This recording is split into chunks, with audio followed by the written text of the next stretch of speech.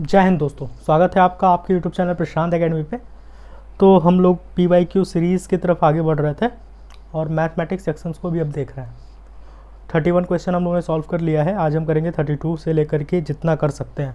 मैं चाहता हूँ एक दिन में 30 क्वेश्चन को कवर करूँ, तो देखते हैं आज कितने क्वेश्चन हम लोग कवर कर पाते हैं।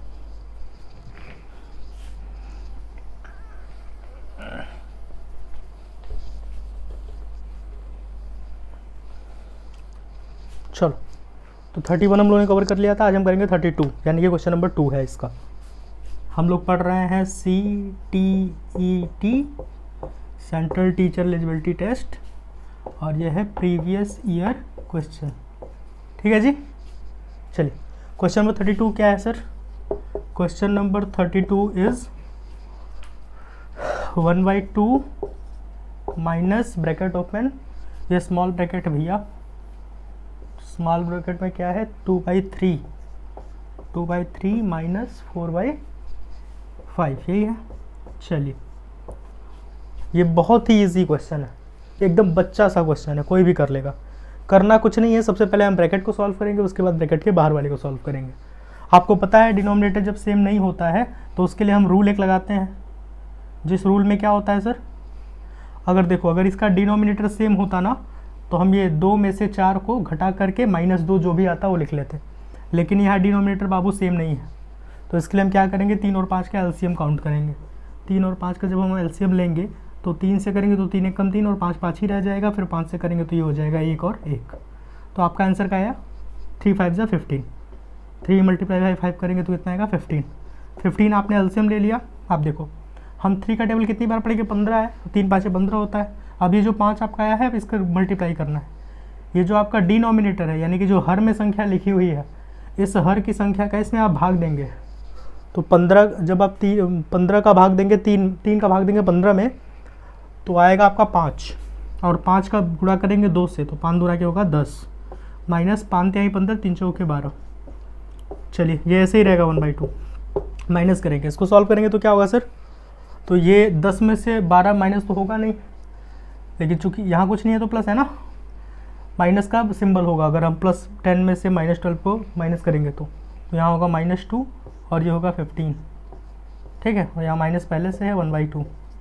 अब देखो ये माइनस ब्रैकेट में है और ये माइनस बाहर है, जब ये माइनस यहाँ पर सॉल्व होने के लिए आएगा तो क्या होगा, तो 1/2 तो 1/2 ही रहेगा। अब ये माइनस माइनस प्लस हो जाएगा तो 2/15 हो जाएगा। अब इसको सॉल्व करेंगे आप, इस माइनस का इसमें गुणा हो गया है, तो माइनस का गुणा जब माइनस में करते हो तो प्लस हो जाता है, ये पता होना चाहिए आपको। ठीक है, और प्लस का गुणा प्लस में होता है तो प्लस ही रहता है। ठीक है, चलिए तो इसको सॉल्व करेंगे तो फिर एलसीएम लेना होगा 15 और 2 का। 15 और 2 का आप एलसीएम ले लीजिए। 2 से करेंगे 15 15 ही रहेगा, पहले तो 2 से करेंगे डिवाइड, 15 15 ही रहेगा, 2 1 कम 2 हो गया। 3 से करेंगे 3 5 15, 1 हो गया। 5 से करेंगे तो 1 1 हो गया। आप इसका मल्टीप्लाई कर दीजिए, 2 3 जा 6, 6 5 जा 30, 2 3 6 6 5 30, तो ये कितना हो जी भैया 30।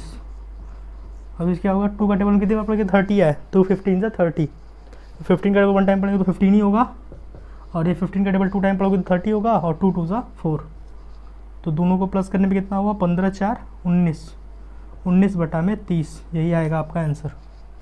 19/30 कितना है, कौन सा है ऑप्शन नंबर, तो option number D is the correct answer for this question. तो ऑप्शन नंबर डी होगा। कोई कन्फ्यूज़न है तो बताइए। नेक्स्ट चले 33 देख लीजिए, क्या है सर 33 में, बहुत ही इजी सा क्वेश्चन है 33। क्वेश्चन है आपका 33 का, देखो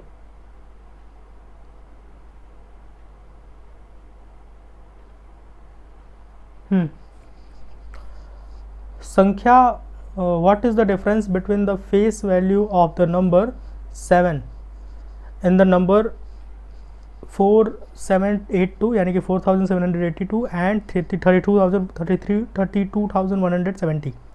संख्या 4782 और 32,170 में 7 के अंकित मूल्यों के बीच का अंतर क्या होगा।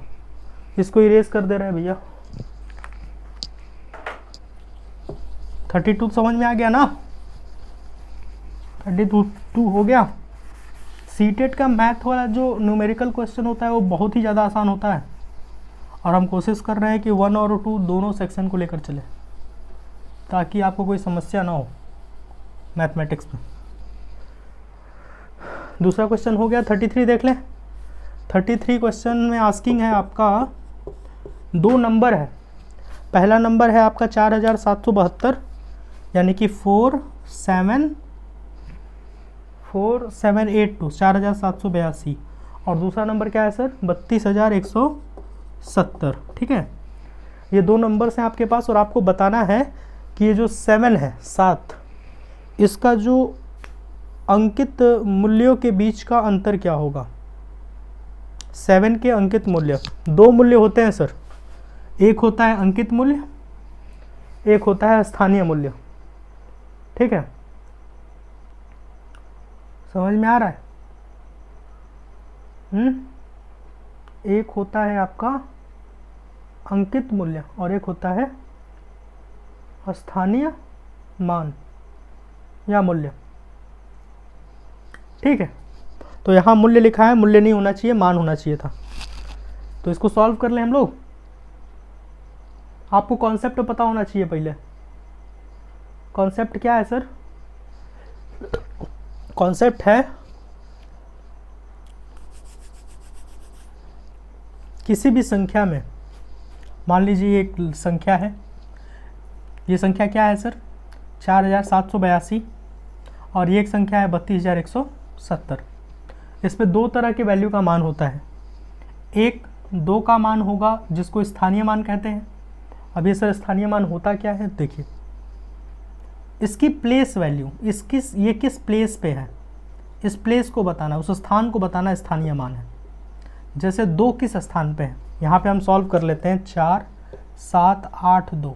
ठीक है, और हमें पता नहीं है कि इसका क्या स्थानीय मान है।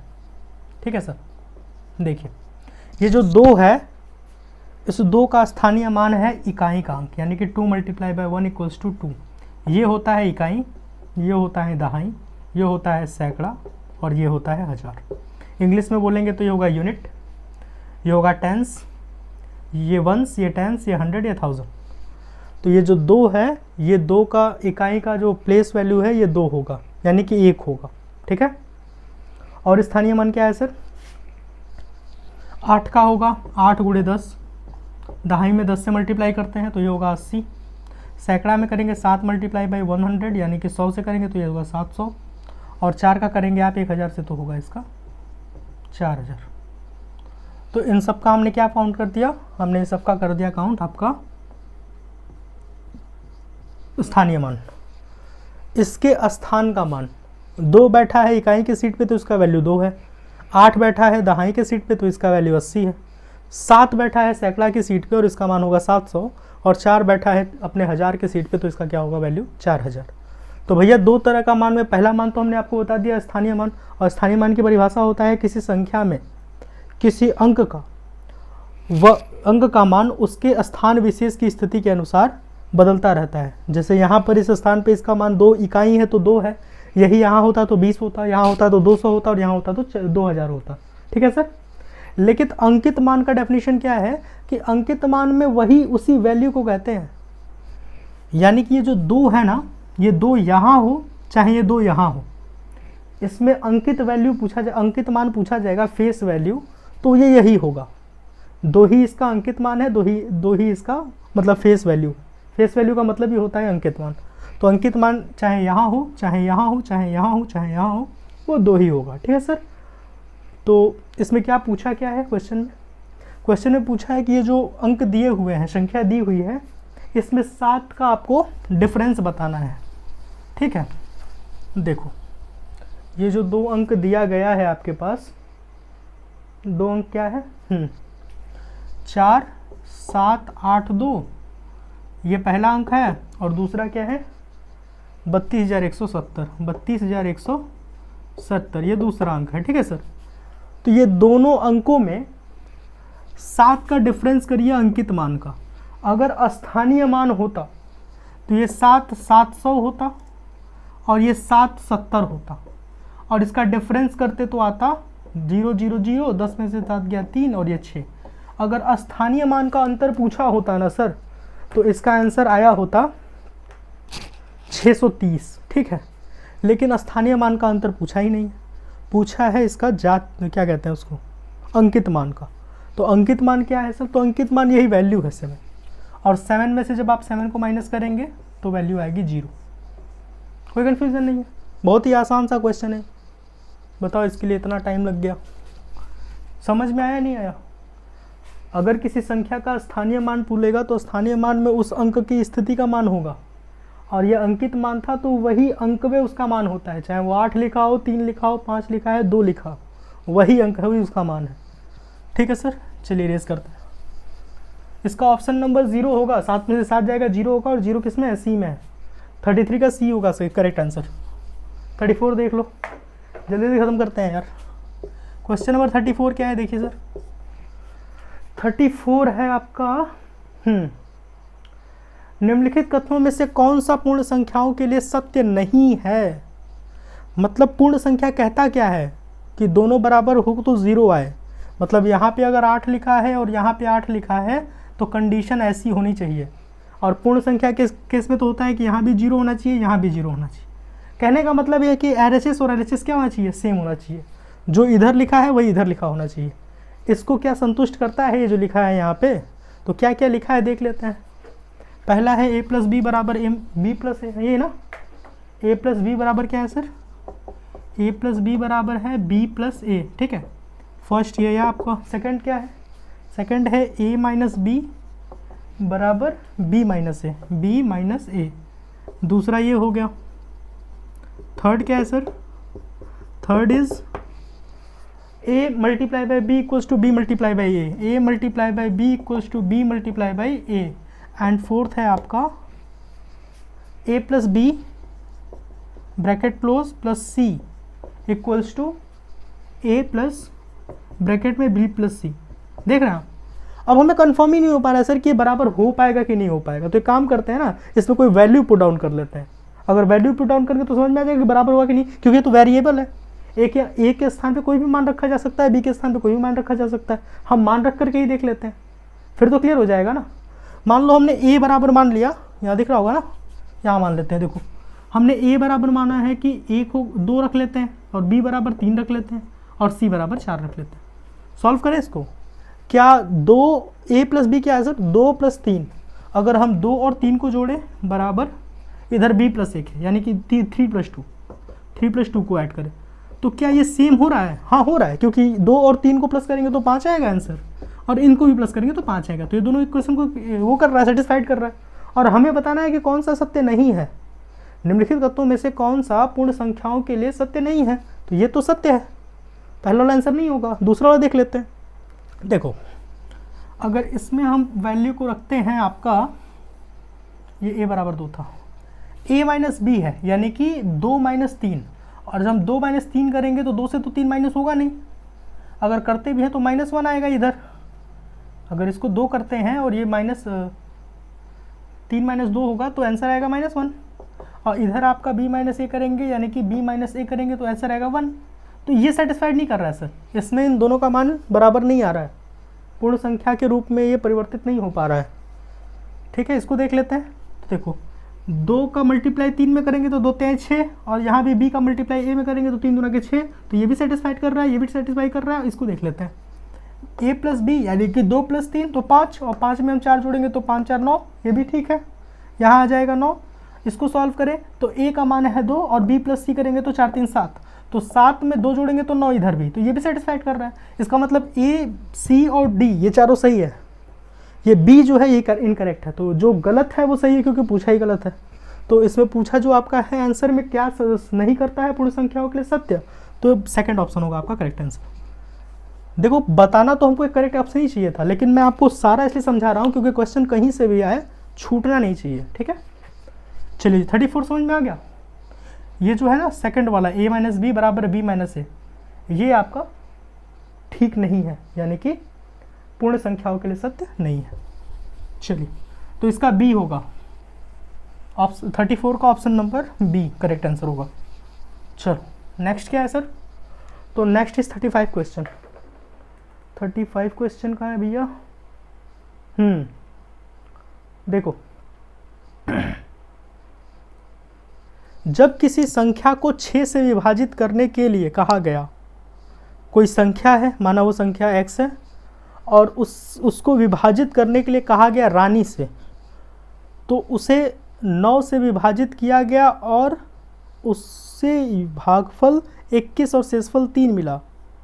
अच्छा, यानी कि एक कोई संख्या है, उस संख्या में बोला गया कि आप इसको 6 से डिवाइड कीजिए, और गलती से रानी ने उसे 9 से डिवाइड कर दिया और 9 से विभाजित किया, तो क्या परिणाम हुआ, तो परिणाम हुआ सर कि उसका भागफल जो है वो 21 आया और शेषफल उसका 3 आया। चलिए, अपनी गलती का एहसास होने पर उसने संख्या को 6 से विभाजित किया, अब फिर वो फिर से लगा कि गलती हो गई है, तो फिर से वो 6 से डिवाइड कर रही है।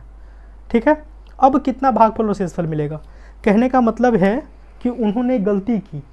क्या गलती की सर, तो उनको डिवाइड करना था किसी संख्या को 9 से, और उन्होंने उसको किससे डिवाइड कर दिया, उसको डिवाइड कर दिया 6 से, और उनका आंसर कितना आया, तो उनका आंसर जो है यहाँ पे भागफल आया है 100, कितना है सर, भागफल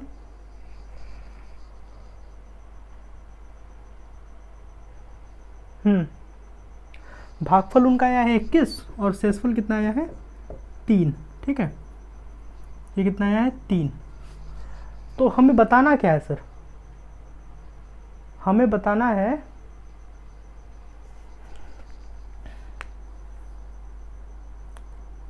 हाँ कि इसका भागफल और शेषफल अब क्या मिलेगा। ठीक है, यही बताना है ना। चलो, तो सबसे पहले आपको फॉर्मूला पता होना चाहिए। हम मान लेते हैं कि उसका जो संख्या है, यानी कि इसको हम कहते हैं भाज्य ना, इसको हम क्या कहते हैं, भाज्य। मान लीजिए जो भाज्य है वो क्या है, x है, तो माना भाज्य बराबर x, क्या है सर, माना भाज्य बराबर x है। तो एक फॉर्मूला आपको पता है, भाज्य बराबर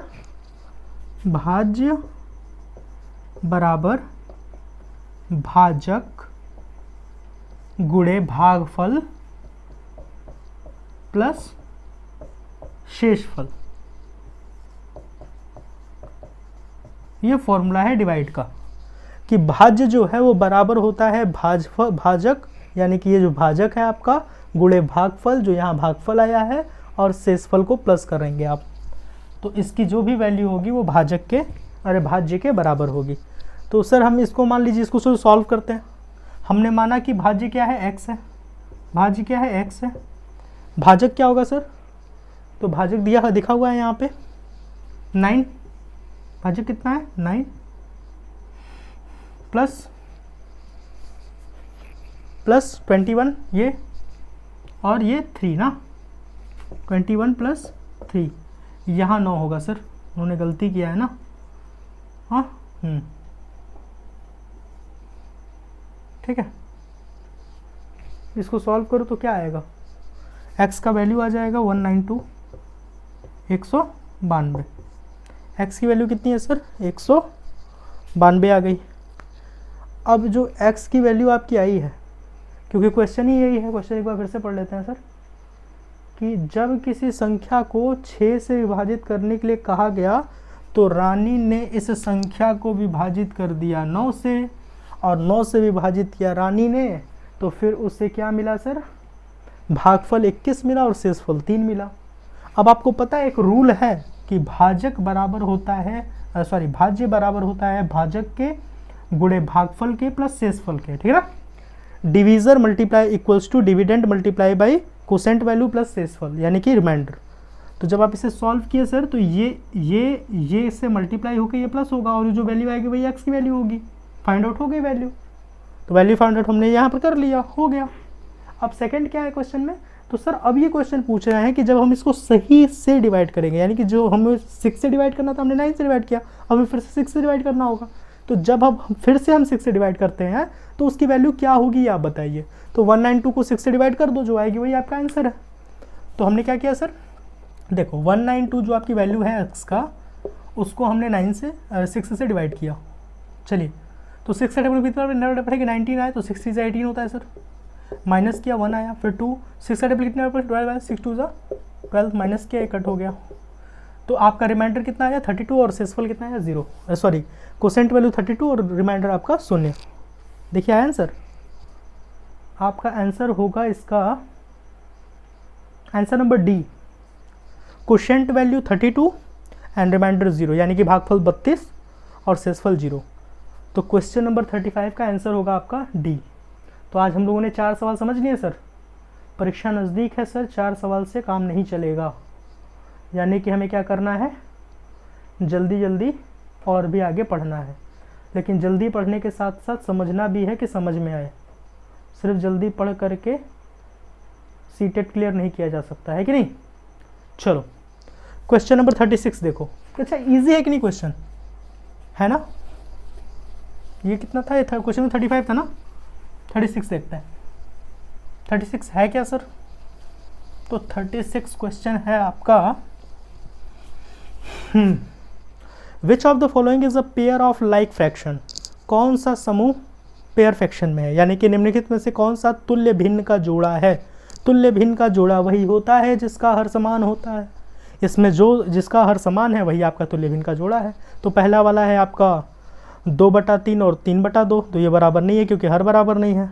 दूसरा है 1/2 और 3/8, लिख ही ले क्या, लो देखो क्वेश्चन नंबर 30 कौन सा है सर 6। फर्स्ट क्या है, फर्स्ट है आपका 2/3 और 3/2, तो ये नहीं होगा तुल्य भिन्न क्योंकि ये बराबर नहीं है ना सर। नेक्स्ट देखो 1/2 क्या है सर, 1/2 और 1/2 है और 3/8 है, तो इसका भी डिनोमिनेटर सेम नहीं है, हर सेम नहीं है, और अगर हर सेम नहीं है तो ये तुल्य भिन्न कहाँ से होगा, नहीं हो पाएगा। थर्ड देखते हैं, थर्ड है आपका 3/4 और 3/7, 3/4 एंड 3/7 है ना सर। तो ये भी क्या तुल्य भिन्न होगा, नहीं ये भी नहीं होगा क्योंकि इसका भी डिनोमिनेटर सेम नहीं है। बताओ इतना ज़्यादा मेहनत किया, पहले ही हमको चौथा वाला देख लेना चाहिए था यार, वही सही था। अच्छा वही सही है, हो सकता है वो भी गलत, और को देखते हैं। डी क्या है सर 1/4 और 3/4, डी क्या है सर, डी इज 1/4 एंड 3/4, तो यही होगा करेक्ट आंसर। तुल्य भिन्न वही होता है भैया जिसका हर समान हो, यानी कि हर जो हो वो सेम हो।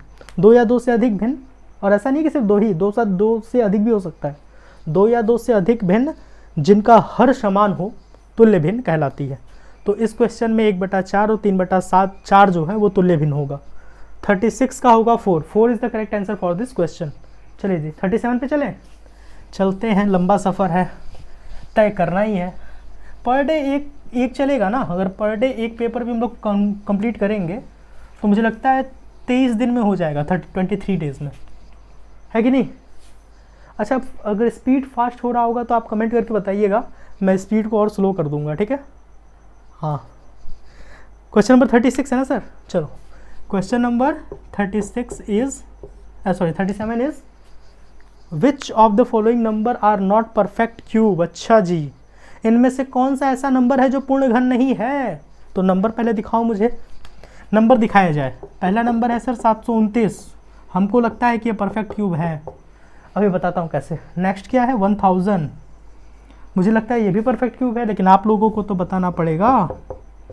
333 ये भी मुझे लगता है परफेक्ट क्यूब है। और क्या है सर, नहीं मुझे नहीं लगता परफेक्ट क्यूब है, 333 परफेक्ट क्यूब नहीं है जी। 216 ये परफेक्ट क्यूब है। चलो कैसे ये तो बताना पड़ेगा। देखो 729 जो है इसका आप कर दो एलसीएम, ठीक है सर। एलसीएम करो तो किससे डिवाइड होगा। अच्छा डिविजिबिलिटी रूल आपको पता होगा, तो नहीं होगा तो सुन लो, कोई भी संख्या जिसके लास्ट में इवन नंबर यानी कि सम संख्या हो वो 2 से विभाजित हो जाएगी। कोई भी संख्या जिसको जोड़ने पे वो 3 से विभाजित हो वो 3 से विभाजित हो जाएगी। कोई भी संख्या जिसके लास्ट का 2 डिजिट 4 से विभाजित हो वो 4 से विभाजित हो जाएगी पूरी संख्या। कोई भी संख्या जिसके लास्ट में 0 और 5 आता हो वो संख्याएं 5 से विभाजित हो जाएंगी। 6 से विभाजित वो संख्याएं हो जाएंगी जो 2 और 3 को फॉलो करती हों, यानी कि 2 से विभाजित होती हों और 3 से विभाजित होती हों। 7 के साथ भी वही केस है, आप इसके नंबर्स को ऐड करो। 7 वाला थोड़ा सा रिवाइज करूँगा तो बताऊँगा। 8 के लिए क्या है 4 और 2 देख लो, मतलब उसका जो टेबल आता है उसको देख लो। 9 के लिए भी वही है, सम ऑफ द नंबर्स करके देखो, अगर 9 से डिवाइड हो जाता है तो सारी संख्या 9 से डिवाइड हो जाएंगी। 10 के लिए 0 और 1 है, अरे 0 है लास्ट में, अगर लास्ट में 0 आता है तो वो 10 से डिवाइड हो जाएगा। 11 के लिए इवन और ऑड नंबर को प्लस करके देखो, इवन का मतलब सम संख्या है, जो संख्याएं ऐसे करके प्लस होती हूँ, जैसे ये ना देखो, कोई संख्या 11 से डिविजिबल है, ये कैसे पता चलेगा? मान लो 13 से 31 हमने लिख दिया, ठीक है, 1331 लिख दिया हमने। अब हम क्या करेंगे ना, इवन वाले नंबर को एक साथ प्लस करेंगे, ऑड वाले नंबर को एक साथ प्लस करेंगे। जैसे 1 है, 3 है, 3 है, 1 है, तो इसको प्लस करने पे 4 आ रहा है, इसको प्लस करने पे 4 आ रहा है। अब इन दोनों को माइनस करेंगे, 0 आ रहा है। अगर इन दोनों को माइनस करने पे 0 आए या 11 का मल्टीपल आए, यानी कि 11 का गुणा में आया नंबर, तो वो सारे 11 से डिवाइजिबल है, तो ये जो नंबर है वो 11 से डिविजिबल है, यानी कि 11 से 1331 कट जाएगा, ठीक है। हमें 729 किससे कटेगा इसको पता करने के लिए 2 देख लिया, 2 से 729 नहीं कट रहा था। 3 देखते हैं, 3 से कट जाएगा क्या सर? 9 to 11, 11 और 7 18, 18 का तो 3 से कटता है, 18 तो 3 के पहाड़े में आता है, 3 6 जा 18 होता है कि नहीं मुझको? 3 6 जा 18 होता है ना। चलो सॉल्व करते हैं इसको। 3 से डिवाइड करें, 3 2 जा 6 हो गया, 1 कैरी, 3 4 जा 12 और 3 3 जा 9, ठीक है सर। 2 4 3 आ गया। अब ये किससे डिवाइजिबल होगा? ये भी 3 से हो जाएगा। 3 का टेबल आप कितनी बार पढ़ेंगे सर? 3 का टेबल आप पढ़ेंगे 3 8 जा 24, 3 1 जा 3, फिर 3 से जाएगा, तो 3 2 जा 6 और उसके बाद कितना है सर? 3 7 जा 21, फिर 3 से किया तो 3 9 जा 27, फिर 3 से किया तो 3 3 जा 9 और फिर 3 से किया तो 1 आ गया। अब इसको 3 3 का पेयर कर लेते हैं, ये 3 3 का पेयर, तो कितना हुआ? 3 × 3 यानी कि 9। ये 9 का क्यूब है, यानी कि परफेक्ट क्यूब है।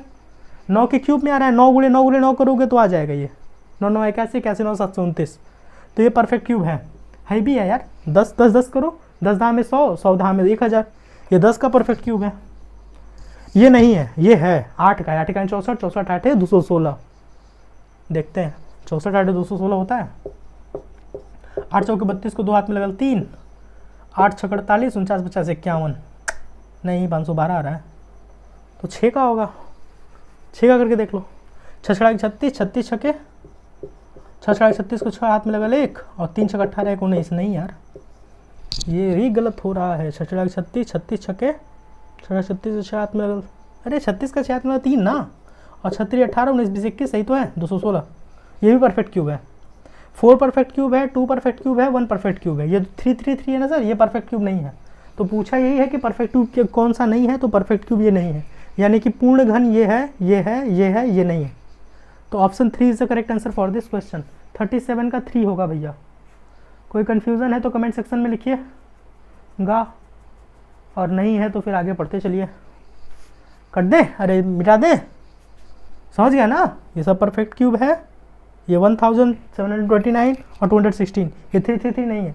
और ये सब जो पेपर है ना, ये पेपर देख लो, ये पेपर है आपका, आया है ये पेपर 1 जनवरी 2022, 1 जनवरी 2022 का ये पेपर है गणित का। सीटेट के 1 जनवरी 2022 में जो प्रश्न पूछा गया है गणित में, ये वो प्रश्न है सारे जो 30 प्रश्न पूछे गए हैं गणित के। इसमें 7वां प्रश्न हो गया, अब 8वां प्रश्न बता रहे हैं, और जब उस पेपर में देखोगे तो इसका नाम है 38, यानी कि 38वां प्रश्न। तो 38वां प्रश्न अब हम लोग सॉल्व करेंगे। 37 तक हो गया सर, चलो 38 देखिए। 38 क्वेश्चन कह रहा है कि शिखा एक ईंट भट्टा पर ईंट खरीदने गई। शिखा क्यों जाएगी? हम जाएंगे, हमको मन कर रहा है ईंट खरीदने का। चलो हम एक ईंट भट्टा पे गए हैं और हमें ईंट खरीदनी है, ठीक है।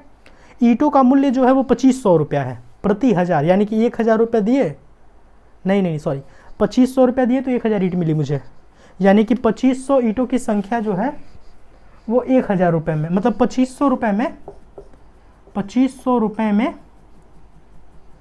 2500 रुपये में ईंटों की संख्या, यानी कि 2500 रुपये में कितना ईंट मिलेगा? तो 2500 रुपये हम लेके जाएंगे तो हमको जो ठेकेदार साहब हैं या जो भी देते हैं ईंट भट्टे पे, वो 1000 ईंट देंगे मुझे। 2500 रुपये लेके गया और मुझे कितना ईंट मिला? 1000 ईंट मिला। आगे का क्वेश्चन क्या है सर? अगर उसके पास केवल 4000 रुपये हैं तो वह कितनी ईंट खरीद सकती है? यानी शिखा दीदी ईंट लेने गई हैं और 2500 रुपये में उनको 1000 ईंट मिला है। अब उनके पास 4,000 रुपया आ गया है, तो 4,000 में वो कितनी ईंट घर लेके आएंगी इसका मुझे बताना है। तो देखिए 2500 रुपये में ईंटों की संख्या 1,000 है, तो हम 1 रुपये में पता कर ले कितनी ईंट मिलेंगी। तो रुपये 1 यानी कि 1 रुपये में ईंटों की संख्या, 1 रुपये में दीदी को ईंट मिलेगी 1000 डिवाइडेड बाई 2500। चलिए जी, ये आ गया आपकी एक ईंट की संख्या, ठीक है। और हमें किसकी पता करनी है सर? हमें पता करनी है 4,000 रुपये में ईंटों की संख्या। तो 1 रुपये में ईंट मिलेगी 1000 बटा 2500, तो 4,000 रुपये में कितनी ईंट मिलेगी सर? 4,000 रुपये में मुझे ईंट मिलेगी 1000 डिवाइडेड बाई 2500 मल्टीप्लाई बाई 4,000, है ना। अगर 1 रुपया में ईंट मिल रहा है 1000 बटा में 2500, तो 4,000 रुपये में मिलेगा 1000 बटा में 2500 गुणे 4,000, ठीक है। कोई कन्फ्यूजन नहीं है। चलिए इसको सॉल्व कर लिए, तो ये 2 जीरो से 2 जीरो कट गया। अब 25 का 4,000 से डिवाइड करेंगे तो कितनी बार जाएगा? 25 एक कम 25 हो गया। अब ये कितना बच रहा है सर?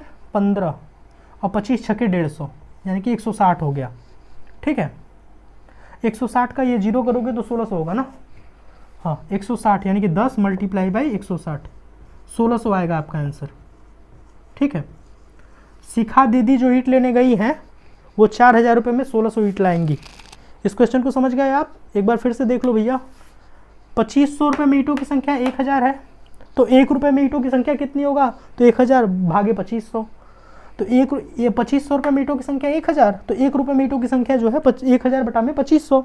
अब हमें पता करना है 4,000 रुपये में कितनी ईंट आएंगी। तो 4,000 में ईंटों की संख्या, 4,000 रुपये में ईंटों की संख्या, तो 1000 बटा में 2500 गुणे 4,000। आप इसको सॉल्व करेंगे तो आपका आंसर आएगा 1600 यानी कि 1600। 1600 is the correct answer for this question, और 1600 आपका ऑप्शन नंबर है बी। 38 हम कर रहे थे ना, हाँ 38 का बी है आपका करेक्ट आंसर। कोई कंफ्यूजन नहीं है सर? चलो 38 का आपने बी कर लिया। अब नेक्स्ट देखते हैं, इरेज करते हैं इसको, मिटा दे रहा है। 39 क्या है सर? 39 है आपका, मिनी ने अपनी शिक्षिका से कहा मैंने एक आयत बनाया है जिसकी सभी भुजाएं 4 सेंटीमीटर हैं, निम्न में से कौन सा कथन सही है? जब दीदी आयत बनाएंगी तो आयत में तो चारों भुजाएं सेम नहीं होती, कि होती हैं? आयत की चारों भुजाएं समान कहाँ होती हैं यार? एक आयत की सभी भुजाएं बराबर नहीं हो सकती, ये ठीक है। सभी वर्ग आयत होते हैं, लेकिन सभी वर्ग आयत होते हैं, ये भी ठीक है। सभी आयत वर्ग होते हैं, पता नहीं सभी आयत वर्ग होते हैं कि नहीं। एक वर्ग और एक आयत में कोई संबंध नहीं होता। क्या है नहीं होता? एक वर्ग और एक आयत में संबंध क्यों नहीं होता? अगर हम आयत बनाते हैं भैया तो आयत में ही दोनों तो सेम होता है ना, और जब हम वर्ग बनाते हैं तो वर्ग की चारों भुजाएं सेम होती हैं। तो एक तो संबंध है ना कि ये इसके बराबर होता है, भले ये चारों एक दूसरे के बराबर ना हो, तो संबंध तो ये है ये। तो सही कौन सा है? तो गलत बोल रहा है, चौथा वाला तो बिल्कुल गलत है। सभी आयत वर्ग होते नहीं भैया, सभी आयत वर्ग कैसे हो सकते हैं? ये हमने आयत बनाया, क्या ये वर्ग है? नहीं वर्ग है, क्योंकि वर्ग ये तब होगा जब इसकी चारों भुजाएं समान हो। अगर ये 2 है तो ये भी 2 हो, ये भी 2 हो, वो भी 2 हो, तो ऐसी कंडीशन में तो हम कहेंगे कि हाँ ये वर्ग है। लेकिन क्या ये वर्ग है? तो नहीं सर, ये वर्ग नहीं है, तो ये भी गलत है। सी ऑप्शन भी आप गलत कह रहे हैं। नेक्स्ट क्या है? सभी वर्ग आयत होते हैं। सभी वर्ग आयत होते हैं, कैसे हम मान ले सभी वर्ग आयत होते हैं? कुछ रीज़न बताओ ठोस, तब न मानेंगे कि सभी वर्ग आयत होते हैं। ऐसे कैसे मान ले कि सभी वर्ग आयत होते हैं? होते हैं सभी वर्ग। देखो क्वेश्चन है आपका, मिनी ने अपनी शिक्षिका से कहा मैंने एक आयत बनाया है जिसकी सभी भुजाएं 4 सेंटीमीटर है। यानी कि दीदी ने एक आयत बनाया है जिसकी सभी भुजाएं क्या है? 4 सेंटीमीटर, 4 सेंटीमीटर, 4 सेंटीमीटर, 4 सेंटीमीटर, ठीक है। चलो 4 सेंटीमीटर है, निम्नलिखित में से कौन सा कथन सही नहीं है? तो पहला कथन है आपका, आयत की सभी भुजाएं बराबर नहीं हो सकती। कौन सा कथन सही है? आयत की सभी भुजाएं बराबर नहीं हो सकती। देखो यार, बोल कुछ और रहा है, आंसर कुछ और पूछ रहा है। हमसे पूछ रहा है कि क्या आयत की सभी भुजाएं बराबर नहीं हो सकती? क्यों नहीं हो सकती? देखो मान लो आयत में हम ये नहीं कह सकते कि चारों भुजाएं बराबर नहीं हो सकती, लेकिन ये तो कह सकते हैं ना कि ये दोनों भुजाएं बराबर हैं। तो क्यों नहीं हो सकती? ये स्टेटमेंट गलत है। ये दोनों बराबर हो सकता है, ये दोनों बराबर हो सकता है। तो आयत में चारों भुजाएं बराबर भले ही ना हो सके, लेकिन आपस की सामने सामने की भुजा तो बराबर होती है, तो ये गलत है। ठीक है, नेक्स्ट देखिए, नेक्स्ट है आपका सभी वर्ग आयत होते हैं। यानी कि मान लो ये वर्ग है और ये वर्ग आयत होता है, कैसे मान ले आता है, तो वर्ग है, लेकिन आयत होता इसलिए है क्योंकि इसके एक दूसरे का सामने का भुजा क्या है, बराबर है। देखो, और आयत क्या बोलता है कि विपरीत जो डायरेक्शन का है ना साइड, वो इक्वल होना चाहिए। ठीक है, अपोजिट साइड आर इक्वल, तो अपोजिट साइड इक्वल है, अपोजिट साइड इक्वल है, इसमें भी अपोजिट साइड इक्वल है, तो अपोजिट साइड इक्वल है, तो वर्ग आयत हो सकता है, वर्ग आयत हो सकता है। तो बी जो है correct answer for this question, सभी वर्ग आयत हो सकते हैं। यानी कि वर्ग क्या हो सकते हैं, आयत हो सकते हैं। चलिए, तो इसका बी होगा, 39 का बी होगा। 40 देख लो, 40 क्या है सर?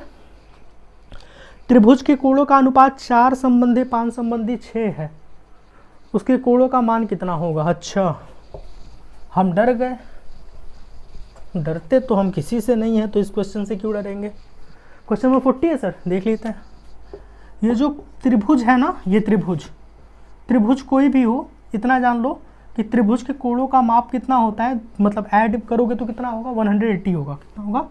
180 होगा। ठीक है, ये तो आपको कंफर्म है, ये 180 डिग्री होगा अगर ये अंश है तो। ठीक है, क्वेश्चन पूछा क्या है? क्वेश्चन पूछा है त्रिभुज के कोणों का अनुपात 4 संबंधी 5 संबंधी 6 है। मान लो इसको हम मान लेते हैं x कोण को, तो क्या होगा, 4x इक्वल संबंधे 5x संबंधे 6x, ये है ना, 4:5:6। कोई कन्फ्यूजन नहीं है। चलिए, हमें कंफर्म बताना है आपको कि कोणों का मान कितना होगा। तो कोई बात नहीं, इन तीनों को प्लस करके 180 के बराबर कर दो, जो आंसर आएगा उसमें आप मल्टीप्लाई कर दीजिएगा, x की वैल्यू फाइंड आउट कर लीजिए। x की वैल्यू फाइंड आउट कैसे करेंगे आप? 4x, इन दोनों को प्लस कर दीजिए। ठीक है, 4x plus 5x plus 6x, और ये दोनों को इक्वल कर लीजिए 180 डिग्री के। चलिए, 4 को 5 से ऐड करेंगे तो 9 होगा, और 9 को 6 से ऐड करेंगे तो 15 होगा। तो जो 15x है ना भैया, उसकी वैल्यू कितनी है, 180 है। तो x की वैल्यू कितनी होगी, तो 180 को 15 से काट दीजिए, तो 15 कम 15, 15 दूना 30, 12 आ रहा है। तो जो x की वैल्यू है वो 12 आ गई। x बराबर कितना आ गया सर, 12।